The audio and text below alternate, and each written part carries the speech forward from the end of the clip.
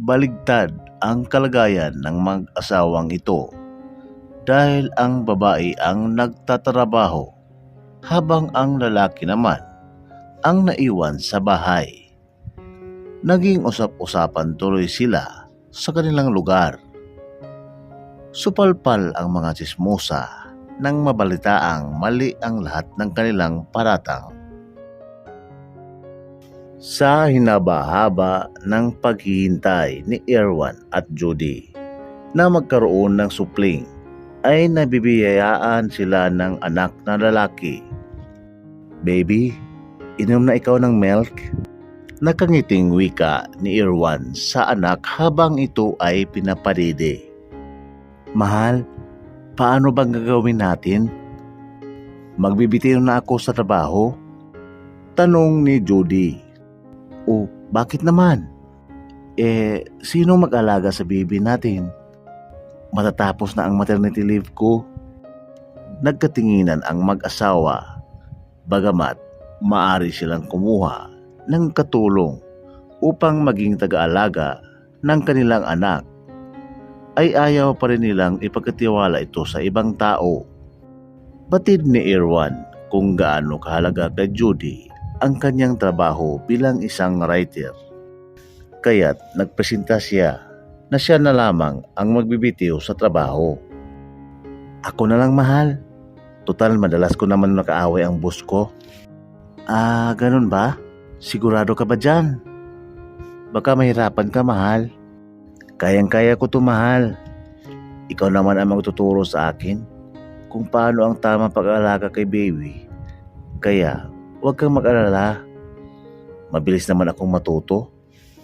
Nag-aalangan man si Judy, ay pumayag na siya sa gusto ng asawa. Nang sumunod na linggo, ay nakapagbitiw na si Erwan sa trabaho at siya namang balik ni Judy sa opisina. "Aalis na ako, baby. Pakabait ka kay daddy, ha?" Wika niya sa anak. "Opo, mami. Mag-play lang kami ni daddy." Pabirong sagot naman ni Erwan sabay halik sa asawa. Araw-araw ay ganito ang naging senaryo ng mag-asawa. Sa umaga ay si Erwan ang naghahanda ng almusal, habang si Judy naman ay naghahanda sa kanyang pagpasok. Pag-alis ni Judy ay naiwan si Erwan at ang sanggol sa kanilang tahanan. Bagay na madaling napansin ng mapagmasid nilang mga kapitbahay. "Napakamartir talaga nitong si Judy. Kita mo, siya pa ngayon ang bumubuhay na mag-ama niya." Wika ng isang ali. At ito namang si Erwan, napakabatugan. Hayaan ba naman ang asawa niyang maghanap buhay mag-isa? Sagot naman ng kausap nito. Nabalitaan man ng mag-asawa ang mga tsismis tungkol sa kanila, ay hindi na lamang nila ito binigyan ng pansin. Alam naman nila sa kanilang mga sarili na pareho silang nagtataguyod sa kanilang pamilya. "Hayaan mo na ang mga iyan, mahal. Wala naman tayong mapapala kung papatulan natin." Wika ni Erwan. "Nakapanggigilan kasi, mahal. Hindi naman tayo nila kilala ng lubusan. Kung makapagkomento sa buhay natin, daig pa ang magulang natin." Sa ika-1 taong kaarawan ng kanilang anak, ay naimbitahan nila sa inihandang party ang ilan sa kanilang mga kapitbahay. Kasama na rito ang mga tsismosang ali na walang magawa kundi punahin ang kanilang pamumuhay. Sa kalagitnaan ng pagsasayahan ay nagpaalam ang isa sa mga ito na makikigamit ng kanilang banyo. "Judy, pwede ba akong makibanyo? Kanina pa kasi ako naiihi." Tanong ng ali. "Ay sige po, pasok lang kayo dyan sa kusina, sa bandang kanan. Makikita niyo ang banyo." "Sige, salamat." Nagtungo ang matanda sa direksyon na itinuro ni Judy. Ngunit pagpasok niya ay laking taka lamang niya dahil napakaraming malaking kahon ang magkakapatong sa tabi ng banyo. Hindi niya ito pinakialaman pa, Ngunit sakto namang dumating si Judy paglabas niya sa palikuran.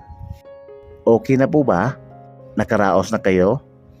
Tanong ni Judy. Oo Judy, salamat. Matanong ko lang iha, ano ba tong pagkalalaking kahon sa bahay niyo? Napansin ko, meron din sa may salad yan. Negosyo po yan ni Erwan. Habang binabantayan niya si Baby, ay nagbibenta naman siya sa online ng mga produktong pampapayat, pampaputi at mga bitamina. Ganun ba? Ang buong akala ko walang pinagkikitaan ang asawa mo. Mabuti naman kung ganun.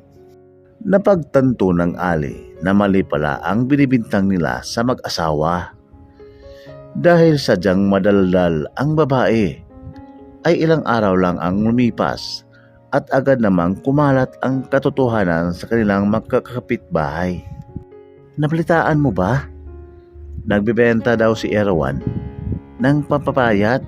Subukan kaya natin. Wika ng isa. Oo nga, ang malita noon dito, batugan siya. Hindi naman pala. Tara, puntahan natin. Dala ng mga tsismisan ay lalo pang lumakas ang pagbebenta ni Erwan ng kanyang mga produkto. Maliban sa kanyang online na negosyo, ay nakapagpatayo na rin siya ng maliit na tindahan nito sa harap ng kanilang tahanan. Tamimi naman ang mga tsismusang nagpakalat noon na siya ay batugan at palamunin ng kanyang asawa. At dito na nagtatapos ang ating maikling kwento sa araw na ito.